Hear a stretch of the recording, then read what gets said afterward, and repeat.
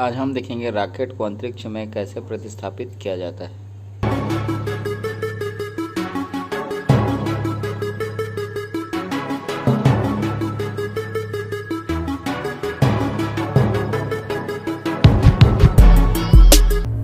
दोस्तों, आप अक्सर ये बात सुनते आ रहे हैं कि आज एक सैटेलाइट को रॉकेट के जरिए अंतरिक्ष में स्थापित किया गया। उस समय में आपके खुरापात दिमाग में यह सवाल जरूर उठा होगा कि आखिर ये रॉकेट अंतरिक्ष में जाता कैसे और अंतरिक्ष में जाने के बाद उस रॉकेट का क्या होता है। क्या वह वापस पृथ्वी पर आ गिरता है और यह रॉकेट ऊपर की तरफ सीधा ही क्यों जाता। रॉकेट के अंदर ऐसा क्या है, तो चलिए आज की इस वीडियो रिपोर्ट में इन सवालों का बड़ा ही सटीक अंदाज में जवाब तलाशते हैं। हेलो दोस्तों, मैं हूं आपका दोस्त सुरेश सांचोरी।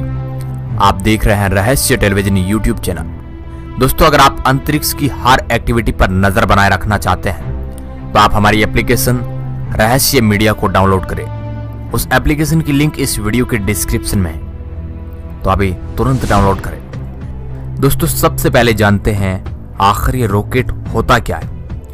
रॉकेट का मतलब एक तरह का इंजन होता है। इसका मतलब ऐसा यान भी होता है जो उस इंजन का इस्तेमाल करता है। अंतरिक्ष में भेजे जाने वाली मिसाइल, अंतरिक्ष यान या किसी विमान को पृथ्वी के गुरुत्वाकर्षण क्षेत्र से उठाने के लिए रॉकेट का इंजन जरूरी होता है। जेट इंजन की तुलना में रॉकेट का इंजन थोड़ा डिफरेंट होता है। जेट का इंजन वायुमंडल से ऑक्सीजन लेकर अपने काम को करता है, जबकि रॉकेट इंजन इसके विपरीत अपने साथ हर वह चीज लेकर चलता है जिन चीजों की उसे आवश्यकता होती है। रॉकेट इंजन स्पेस में भी अपना कार्य करता है जहां पर हवा नहीं होती है। दोस्तों, रॉकेट के इंजन दो तरह के होते हैं। कुछ इंजन तरल ईंधन का इस्तेमाल करते हैं। स्पेस शटल ऑर्बिटर के मुख्य इंजन तरल ईंधन का उपयोग करते हैं। अन्य रॉकेट इंजन में ठोस ईंधन का उपयोग किया जाता है। स्पेस शटल के किनारे में दो सफेद ठोस रॉकेट बूस्टर्स होते हैं, वे भी ठोस ईंधन का इस्तेमाल करते हैं। दोस्तों, तो आखिर रॉकेट का इंजन काम कैसे करता है। बेसिकली रॉकेट इंजन भी अदर इंजनों की तरह काम करता है। वह ईंधन को जलाकर थ्रस्ट पैदा करता है।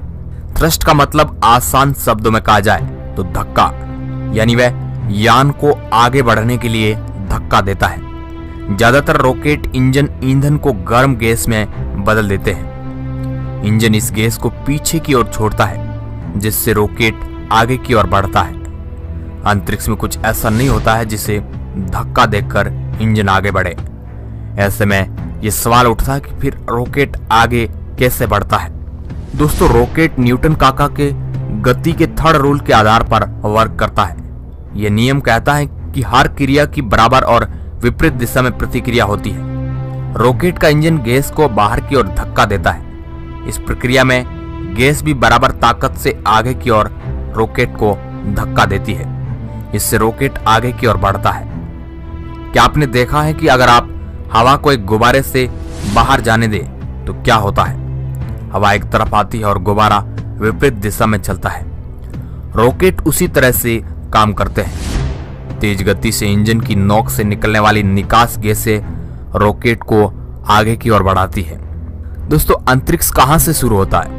अधिकांश जेट विमान 15 किलोमीटर या फिर 50,000 फीट से ऊपर नहीं उड़ते हैं, जहां उनको उनके इंजनों में ईंधन जलाने और उन्हें उड़ने के लिए पर्याप्त ऑक्सीजन मिलती है। लेकिन यह अंतरिक्ष की शुरुआत के आसपास कहीं नहीं है। अंतरिक्ष को आमतौर पर पृथ्वी से लगभग 100 किलोमीटर की ऊंचाई पर शुरू होने के रूप में परिभाषित किया जाता है। एक मनमाना बिंदु जिसे कभी कभी कर्मन लाइन के नाम से भी जाना जाता है। किसी भी रॉकेट को पृथ्वी के गुरुत्वाकर्षण क्षेत्र से बाहर निकालने के लिए 1 सेकेंड में 11.2 किलोमीटर की स्पीड हासिल करनी पड़ती है। इतनी स्पीड को हासिल करने के लिए रॉकेट बहुत ही तेजी से ईंधन जलाते हैं। एक अंतरिक्ष रॉकेट के अलग अलग भाग होते हैं: इंजन, ईंधन टैंक और कोई बाहरी रॉकेट बूस्टर। एक रॉकेट का सबसे बड़ा और यकीनन सबसे दिलचस्प हिस्सा रॉकेट का इंजन होता है। इंजन जो उसे आकाश में पहुंचाता है। जैसा कि हमने पहले ही कहा था, रॉकेट जेट विमानों और पृथ्वी पर काम करने वाले अन्य ईंधन से चलने वाले वाहन से भिन्न होते हैं, क्योंकि उन्हें अपनी ऑक्सीजन की आपूर्ति करनी होती है। आधुनिक अंतरिक्ष रॉकेटों में एक तरल ईंधन जैसे तरल हाइड्रोजन और तरल ऑक्सीजन द्वारा संचालित मुख्य इंजन होते हैं, जिन्हें विशाल टैंकों से पंप किया जाता है। ईंधन जिसे प्रोपेलेंट भी कहा जाता है और ऑक्सीजन जिसे ऑक्सीडाइजर कहा जाता है को कम तापमान और उच्च दबाव में संग्रहित किया जाता है। इसलिए इसे एक निश्चित आकार के टैंक में ले जाया जा सकता है, जिसका मतलब है कि रॉकेट ईंधन की समान मात्रा पर आगे बढ़ता है। बाहरी रॉकेट बूस्टर जो मुख्य रॉकेट इंजन की सहायता करते हैं, आमतौर पर इसके बजाय ठोस ईंधन को जलाते हैं।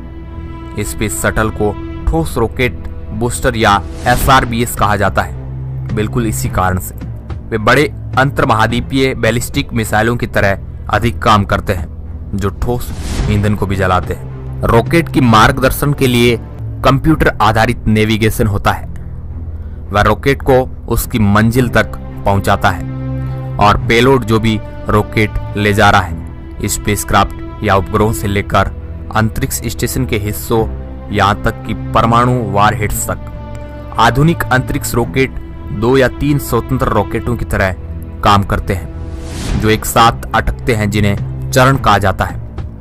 हालांकि आमतौर पर केवल अंतिम चरण में रॉकेट के सभी महत्वपूर्ण पेलोड शामिल होते हैं। निचले चरण बदले में टूट जाते हैं क्योंकि वे अपने ईंधन का उपयोग करते हैं, और केवल ऊपरी चरण रॉकेट की अंतिम गंतव्य यानी कि जो उसका लक्ष्य है वहां तक पहुंचता है। कुछ रॉकेट स्पेस शटल और यूरोपियन एरियन रॉकेट के पूरे झुंड की तरह दिखते हैं, जिन्हें एक साथ स्ट्रेप्ड किया जाता है। बीच में एक मोटा जिसमें कुछ स्क्विनियर होते हैं बड़ा केंद्रीय रॉकेट मुख्य होता है। दोनों तरफ से पतले रॉकेट जिन्हें बूस्टर रॉकेट कहा जाता है। वे वसा वाले आतिशबाजी की तुलना में थोड़ा अधिक है, जो कि मुख्य रॉकेट इंजन को अंतरिक्ष तक पहुंचाने के लिए उसे ऊपर की ओर उठाने के लिए बूस्ट करते हैं। दोस्तों, अधिकांश रॉकेट 2 या 3 चरणों से बने होते हैं। जब एक चरण अपने सभी ईंधन का उपयोग कर लेता है तो उसे मेन रॉकेट से अलग कर दिया जाता है, जो भाग पृथ्वी के वायुमंडल में जलकर भस्म हो जाता है या फिर पृथ्वी पर आ गिरता है। यह तब वापस गिरता है, आमतौर पर समुद्र में और आबादी वाले क्षेत्रों से दूर, या वायुमंडल में जल जाता है। ऐतिहासिक रूप से रॉकेट के अधिकांश हिस्सों को पृथ्वी पर वापस गिरने और वायुमंडल में जलने के लिए छोड़ दिया जाता है, लेकिन 1980 के दशक में नासा के स्पेस शटल के साथ शुरू होने के बाद इंजीनियरों ने रॉकेट के पुर्जों को डिजाइन किया, जिन्हें वापस ला करके उनका वापस से उपयोग किया जा सकता है। जितना अधिक एक रॉकेट के पुर्जों का पुनः उपयोग किया जा सकता है, उतना ही सस्ता रॉकेट लॉन्च हो सकता है, पैसों की बचत हो सकती है। दोस्तों, रॉकेट एकदम सीधा ऊपर जाता है,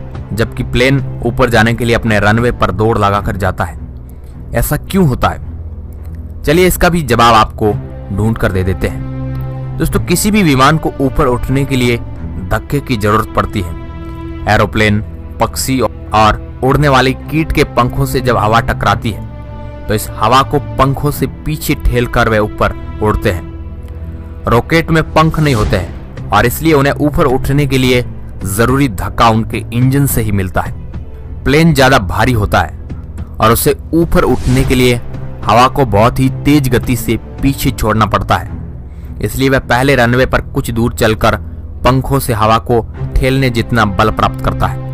रॉकेट को जमीन पर दौड़ाने और फिर आसमान में धक्का देने के बजाय उसे सीधे हवा में उठा देने का काम इंजन आसानी से कर पाता है। रॉकेट और एरोप्लेन दोनों एक ही सिद्धांत पर काम करते हैं। दोनों गैस को पीछे छोड़ते हैं और उससे उन्हें आगे जाने का धक्का मिलता है।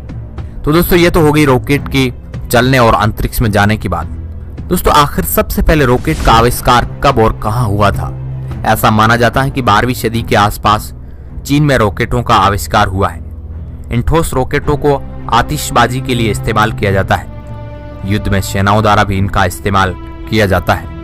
13वीं सदी में इन रॉकेटों का एशिया और यूरोप में ज्यादातर हिस्सों में आतिशबाजी और युद्धों में इस्तेमाल होने लगा। अगले 600 सालों में लोगों ने बड़े और बेहतर रॉकेटों को विकसित किया। इनमें से ज्यादातर का इस्तेमाल सेनाओं द्वारा किया जाता था। तो दोस्तों, ये था आज रॉकेट के बारे में जानकारी। उम्मीद करते हैं आपको ये जानकारी